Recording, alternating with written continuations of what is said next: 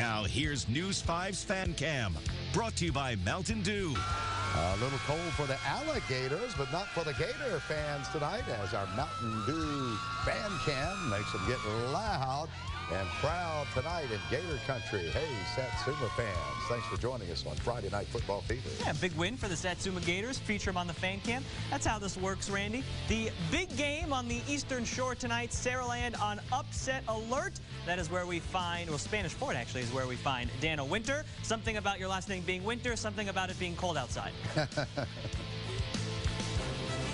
I mean, man, I am not enjoying this cold, but it didn't seem to impact the game too much. Tonight, we've got the 5-4 Spanish Fort Toros looking for a win with playoffs on the line. They're playing against undefeated Saraland Spartans. Is this the night the Spartans finally fall? Let's find out. Tonight, the Saraland Spartans crossing the bay, playing against the Spanish Fort Toros. And wow, do these Toros know how to make an entrance. This Friday, it's senior night for the Toros, and it's also bike night, raising motorcycle awareness.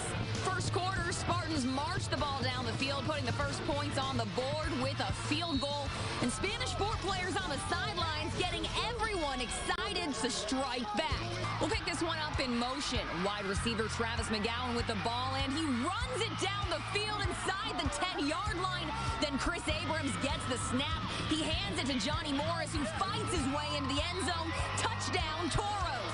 It may be cold, but that excitement warmed fans right up. Spanish Fort with the ball again. Morris gets the ball, but it's stripped. And Saraland gets possession, setting them up for their first touchdown of the night. And the point after is good. Saraland leads going into the half 10-6.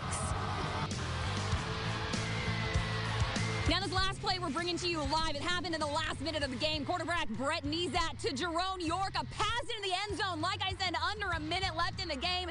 And the extra point for Saraland wins that game. Final score, Saraland winning in Toro territory, 17-16. That means the Spartans are ending tonight with a perfect season. So what does this mean for Spanish Fort in the playoffs? Well, they're a little lucky because Daphne lost, so that means Spanish Fort is going to be making it their way in, and their season is not over. Reporting at your Baldwin County Game of the Week, I'm Dana Winter for WKRG News 5. Both the Saraland Spartans and McGill-Tooele looked a little vulnerable tonight, but their undefeated seasons remained intact as they head towards the playoffs now. Yeah, and as you mentioned earlier, the 7A class poll changed this week. McGill-Tooele getting bumped up in 1A. UMS Wright is still number 1 in Class 4A, and they were off this week getting ready for the playoffs. Now let's turn our attention to Northwest Florida and our Pensacola game of the week. Yeah, what went down between Milton and Pensacola Catholic, Cody? Yeah, well, the game is in the fourth quarter with just less than a minute to go, and it has been a close game. Milton just scored a touchdown. They went for the 2 points, but they didn't get it. So now the Crusaders are up 29-28. Milton has really put up a fight against an undefeated Pensacola Catholic. The 5-4 Panthers hosting the 9-0 Crusaders tonight in Milton. It's Catholic's ball. Colin Wibbs throws it to Demarius McGee, and he has Milton's Stephen English on his heels the whole way. But it is a 99-yard touchdown run, putting the Crusaders on the board. The Panthers' turn. Tyler Buchanan throws it, intended for Cam Hall, but it's intercepted in the end zone by Jordan Bradley. Pensacola Catholic again at the last second. Wayman Jordan Jr. throws the ball, and it's caught by Seth Massey. That is another touchdown for the Crusaders. But the Panthers now with just a few yards to goal.